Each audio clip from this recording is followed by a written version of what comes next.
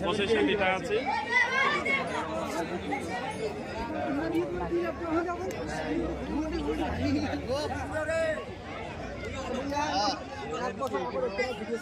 বাসিন্দাদের দীর্ঘদিনের দাবি এই ব্রিজ সংস্কার, কিন্তু সেটি না হয়ে আজকে এরকম দুর্ঘটনা ঘটলো, কি বলবেন বিষয়টা? এখন কি করা যাবে, এখন না এতদিন ধরে তো বাসিন্দারা সবাই বলছে যে ব্রিজটা ঠিক করা হোক, কিন্তু ব্রিজটা তো ঠিক এতদিনে হলো না। লাস্ট টাইমে একটা দুর্ঘটনা ঘটলো, ব্রিজটা ভেঙে পড়লো। এখন লোক টোটো অটো নিয়ে যাতায়াতের অসুবিধা হয়ে গেল, ব্যবসা বাণিজ্যর ক্ষতি হয়ে গেল, লোকজন যাতায়াত করবে এখন কোন দিকে, এটাই সবথেকে বড় সমস্যা। এখন ব্রিজটা তাড়াতাড়ি সংস্কার করা হোক, এটাই দাবি রাখছি। শুনলাম গাড়িটা কি আপনারই? হ্যাঁ, গাড়ি আমারই। গাড়ি এদিকে রথেরডাঙ্গায় মাল ফেলতে যাচ্ছিল, মাল ছিল আন্ডারলোড 15 টন 20 টন মাল, গাড়ি ভাঙিয়ে পড়ে গেল। এখন আমার একটা ক্ষতির সম্মুখীন হয়ে গেলাম। স্টাফের কোনো দুর্ঘটনা? না, কোনো দুর্ঘটনা, কারো ক্ষতি হয় নাই সেরকম, কিন্তু আমার গাড়ি টাড়ি ভাঙলো। এখন আমার একটা ব্যবসার একটা লস হয়ে গেল। এখন এই অবস্থা, ব্যবসার অবস্থা তো জানেনই আপনারা, গাড়ির ব্যবসা কি। এখন ক টাকা লাভ করবো, তার থেকে আমার 3 গুণ আমার 6 মাস ক্ষতি হবে, এই ক্ষতিপূরণ করতেই যাবে। প্রশাসনিক কোনো আধিকারিক এখানে এসেছে? পুলিশ তো আসছে, কিন্তু এখানে কি করবে, এখন কি করার আছে? এখন তো যা হওয়ার হয়ে গেছে। এখন ব্রিজটা তাড়াতাড়ি ঠিক হোক, এইটাই আমি চাই। অনেক নাম আপনার? এ আছেন মিয়া, বাড়ি রথেরডাঙ্গা।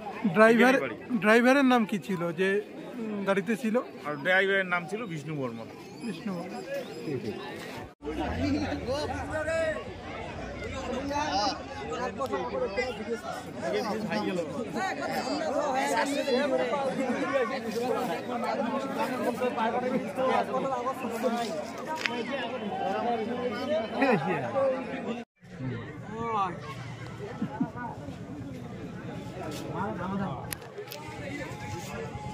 ভয় লাগছিল ড্রাইভারটা।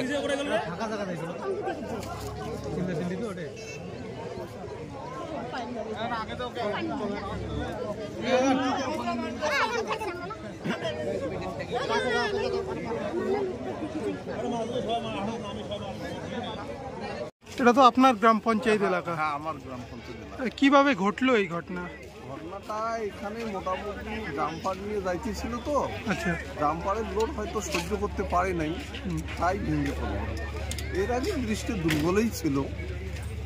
মানে এর আগে বহুবার আন্দোলন হয়েছিল এই ব্রিজটা সংস্কারের জন্য, কিন্তু অনেক কাগজপত্র দিয়েছি, কমপ্লেনও করেছি। আচ্ছা। তবুও হয়নি। আমরা সবাই চেষ্টা করব যাতে দ্রুত তাড়াতাড়ি হয়। এর জন্য আমি উদ্যোগ কর্তৃপক্ষ লোকের সঙ্গে কথা বলব। কয়টা গ্রামের ক্ষতি হলো আর কি? মোটামুটি 4টে পঞ্চায়েতের এলাকা আমাদের এই এলাকা। কতটা ঘুরপথে লোককে যেতে হবে? বেশ ঘুরপথে যেতে হবে, মাঝখানে। এটা কোনো প্রশাসনের থেকে কোনো বোর্ডের কোনো লেখা টাকা নিষেধাজ্ঞা ছিল কি? না না, কোনো কিছুই ছিল না। একটা কমপ্লেন দেওয়া ছিল। প্রশাসনিক গাফিলতি মনে করছেন কি এই ব্রিজটা হচ্ছে না দীর্ঘদিন ধরে সংস্কার? না, সেটা বলবো না। ঠিক চেষ্টাটা আমরা তো ওইভাবে করতে পারি নাই। আচ্ছা। কি নাম আপনার? আমার নাম সিরাজুল হক। কোনো পদে আছেন? আমি এখানকার পঞ্চায়েত মেম্বার। 236।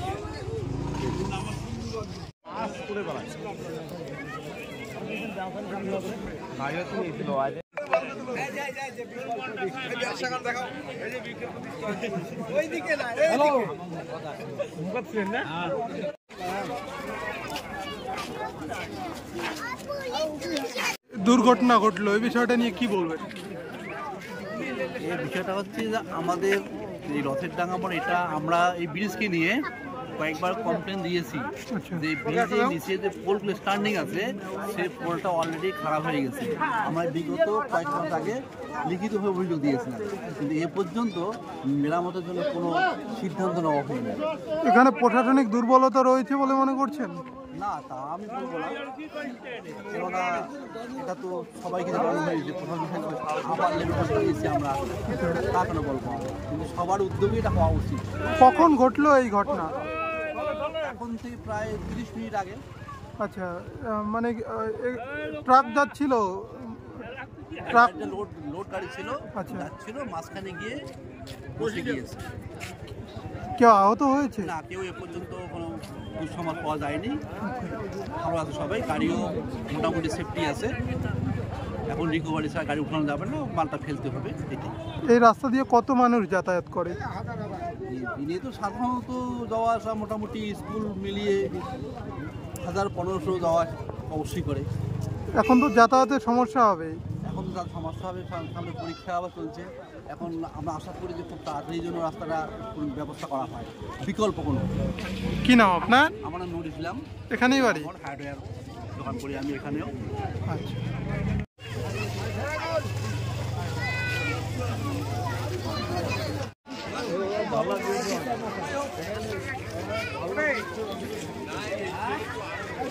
যে আজকে ব্রিজটা ভেঙে গেল, ওখানে কোনো নিষেধাজ্ঞা জারি করা ছিল না যে ব্রিজটা খারাপ অবস্থায় রয়েছে, বিষয়টা নিয়ে কি বলবেন?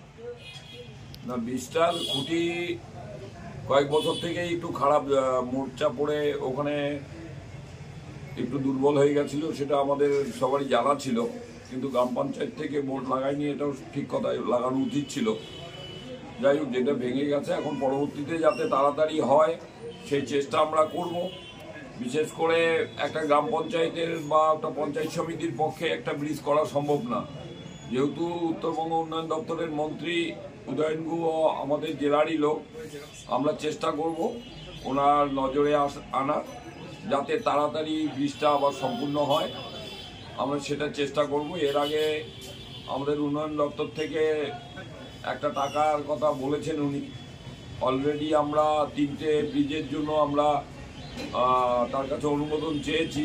একটা হচ্ছে চানঘাটের ব্রিজ, একটা নেলের বাড়ির ব্রিজ, আর একটা সর্বেশ্বর জয়দুয়ারের ব্রিজ। আমরা অলরেডি 3টে ব্রিজের জন্য আমরা তার কাছে কাগজ পাঠিয়েছি।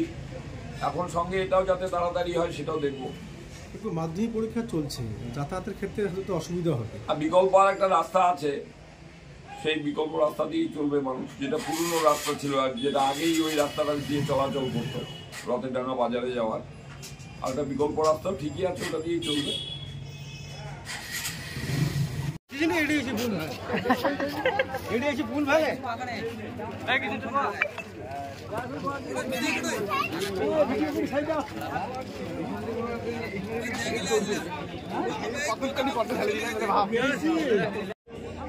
প্রসেশন যেটা আছে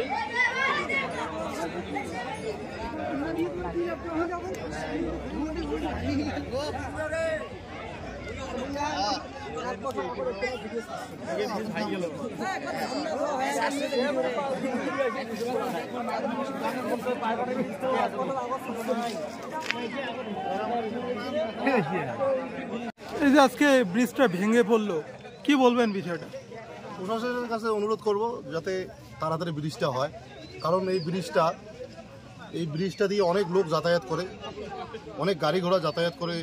এই ব্রিজটার উপর অনেক ব্যবসায়ী বেঁচে আছে। প্রশাসনের কাছে একটাই অনুরোধ, যেন ব্রিজটা যত সম্ভব তাড়াতাড়ি হওয়ার চেষ্টা করে।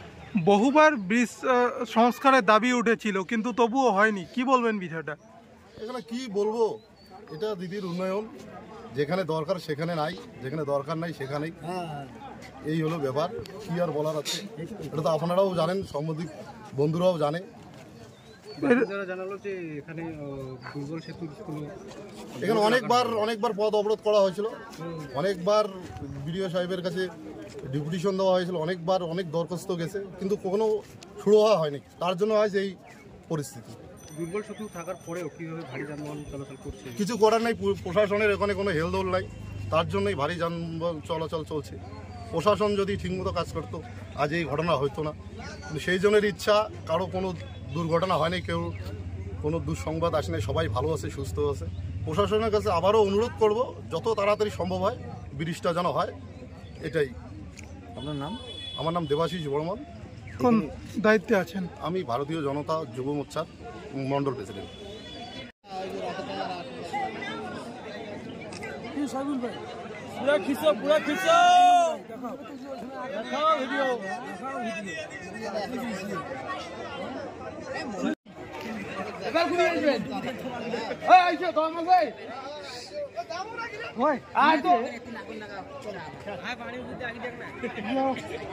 এবার